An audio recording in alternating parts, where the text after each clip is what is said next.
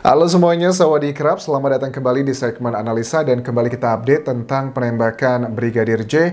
Dan ada beberapa hal yang akan aku update di video kali ini. Langsung aja, yang pertama adalah mengenai pemeriksaan terakhir kemarin di hari Minggu 24 Juli 2022. Kita ketahui sejumlah media massa menggambarkan dan juga menceritakan kekasih Brigadir J, Vera Simanjuntak, merupakan salah satu dari 11 saksi dari pihak keluarga yang dilakukan pemeriksaan pendalaman lebih lanjut. Menurut aku, keterangan dari kekasih Brigadir J ini sangatlah menarik dan juga bisa menjadi petunjuk yang sangat kuat, terutama untuk masalah waktu kematian Brigadir J. Karena sampai sekarang, kalau aku cek jejak digital, baik dari Kapolres Jakarta Selatan nonaktif yang mengatakan tentang kronologi pertama kali, itu tidak dijelaskan kapan waktu kematian dari Brigadir J. Untuk mencari tahu waktu tersebut adalah hasil dari otopsi pertama, yang which is sampai sekarang kita masih belum mendapatkan kabar secara resmi kapan waktu kematian Brigadir J, penyebab kematiannya apa, itu belum ada sampai sekarang. Yang baru disampaikan dari kepolisian yang melakukan penyidikan ini adalah tentang peristiwa tembak-menembak tersebut yang dikatakan terjadi sekitar jam 5 sore di tanggal 8 Juli 2022, tepatnya hari Jumat lalu, teman-teman. Oke, kita coba simak dulu. Ada beberapa hal yang akan aku quote dari Vera Simanjuntak. Rencana di sini dikatakan bahwa Vera itu akan menikah kurang lebih 7 bulanan lagi, karena mereka sudah pacaran selama 8 tahun, dan Vera menceritakan bahwa dia itu Brigadir J bercerita ke dia bahwa tugasnya adalah sebagai seorang ajudan, bukan supir. Kita nggak tahu kronologis. Kalau kita dari kepolisian sih dapatkan bahwa fungsi Brigadir J saat itu adalah bertugasnya sebagai supir. Apakah dalam dunia militer kadang jadi ajudan, kadang jadi supir, itu switchingnya adalah hal yang wajar atau enggak? Kalian boleh tuliskan di kolom komentar ini, karena apakah itu hal yang wajar atau enggak. Karena kalau mungkin kalau kita pribadi, ada orang yang bekerja di rumah kita, ada yang jadi tukang kebun, ada juga jadi supir, kadang suka ganti-gantian. Apakah seperti itu juga terjadi dalam dunia militer? Kayaknya agak sulit buat dipercaya, tapi ya kita nggak tahu kondisinya seperti apa.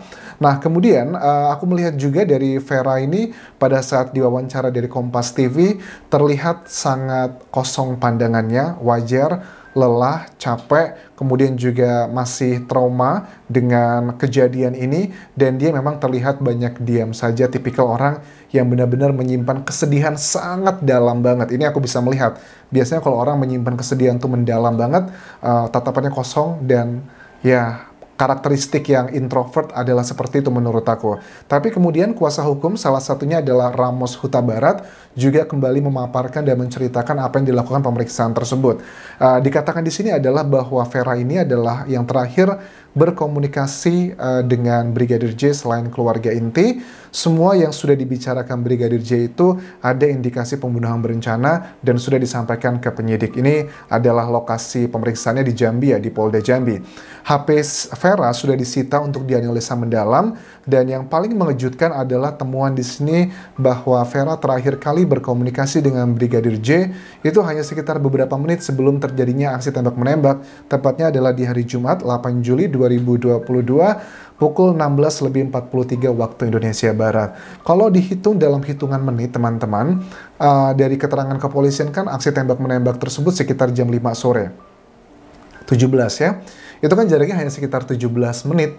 Artinya kan kalau kejadian tersebut adalah let's say kurang lebih 5 menit, 10 menit, ini sangat mepet sekali dengan waktu peristiwa tersebut.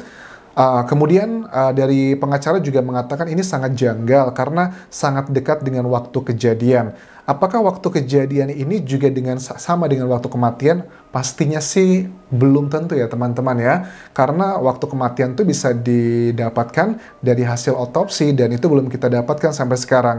Kalau secara logika aja, dengan dugaan bahwa Brigadir J melakukan tindakan pencabulan, pelecehan yang dilaporkan dari pihak istri Kadif Propam, itu kan waktunya sangat mepet sekali, kemudian terjadi aksi tembak-menembak. Apakah sekilat itu ada 12 tembakan loh? 7 tembakan dari Barada E, 5 tembakan dari Brigadir J, dan itu hanya waktunya kalau jam 5 sore kejadiannya, artinya hanya hitungan belasan menit ya, sudah terjadi kecepatan yang luar biasa dalam waktu seperti itu. Ini adalah bagi aku yang sangat janggal sekali teman-teman, dan yang bisa menjawab ini adalah data otopsi mengenai waktu kematian.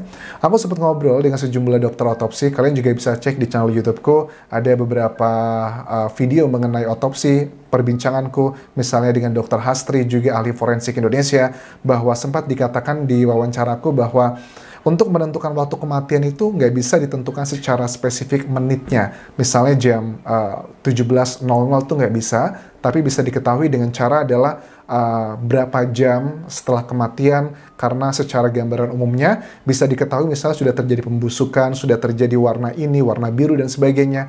Karena itu adalah tipikal 1 jam seperti ini, 2 jam seperti ini, kondisinya seperti apa. Jadi nggak bisa exactly the time, tapi bisa dikira-kira adalah waktunya berapa. Dan ini adalah bagian yang sangat penting.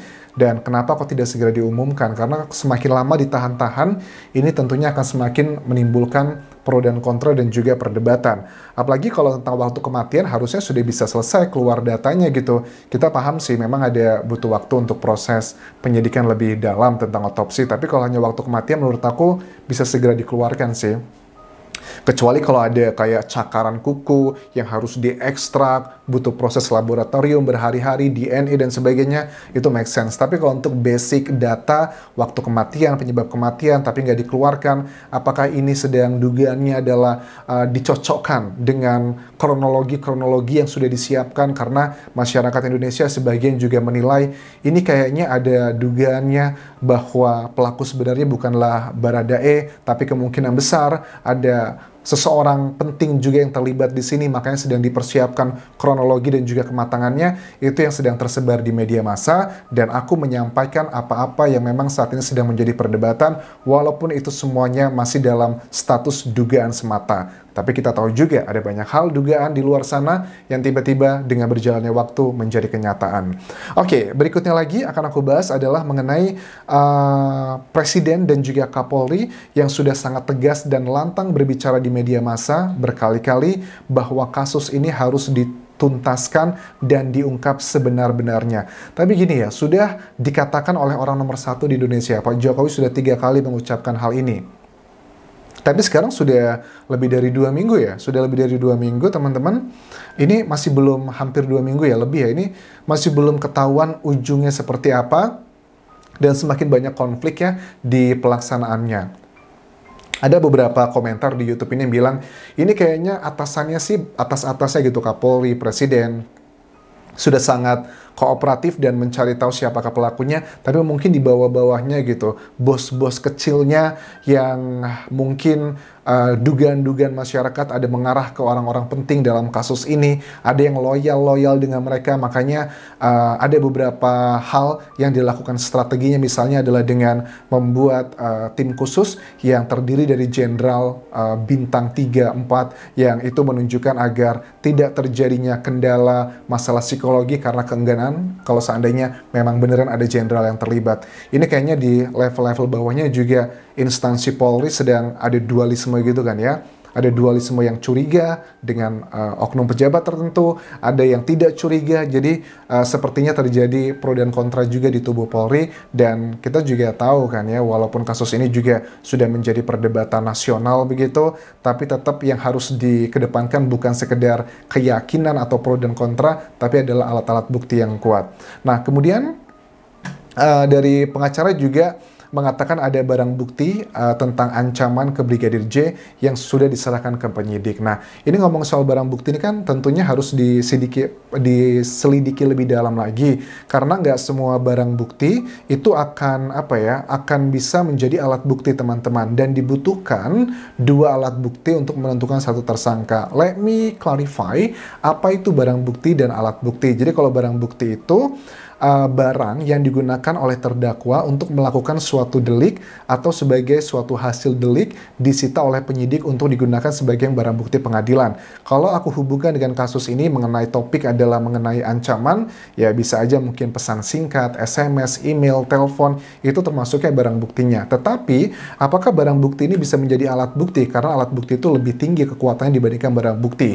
Barang bukti itu seperti diatur dalam pasal 184 ayat 1 KUHP ada 5 jenis. Pertama adalah keterangan saksi, keterangan terdakwa, keterangan ahli, petunjuk, dan juga surat. Kalau barang bukti tadi itu dinilainya adalah relevan dan juga kuat, itu bisa menjadi alat bukti. Dan satu tersangka itu dibutuhkan 2 alat bukti yang kuat untuk menentukan dia sebagai tersangka. Nanti pada saat setelah selesai disampaikan oleh penyidik bahwa ini tersangkanya dengan alat bukti, akan diserahkan ke kejaksaan. Kejaksaan menilai berkasnya lengkap dan cocok, masuk akal, baru naik ke persidangan. Nah, itu adalah tahapan juga yang harus kita tahu, membedakan antara barang bukti dan juga alat bukti. Mudah-mudahan ya, kalau memang benar ada pengancaman tersebut dan itu berhubungan pengancaman dengan pembunuhan ini, ya mudah-mudahan itu bisa menjadi alat bukti yang kuat. Tapi kalau ternyata pengancaman tersebut ternyata nggak ada hubungannya dengan kasus ini, ya kita harus junjung tinggi fakta seperti itu, karena kan mungkin aja ada orang iseng yang ada permasalahan pribadi atau permasalahan di yang lainnya yang tidak berhubungan dengan kasus ini, siapa tahu aja malah takutnya terkaburkan. Jadi itu adalah knowledge yang harus kita tahu mengenai barang bukti dan juga alat bukti. Itu yang bisa aku update untuk video kali ini. Terima kasih sudah menonton, sampai ketemu lagi di video berikutnya. Tinggalkan like dan juga komen, serta please subscribe channel YouTube ini. Kapan kerap semuanya, bye bye.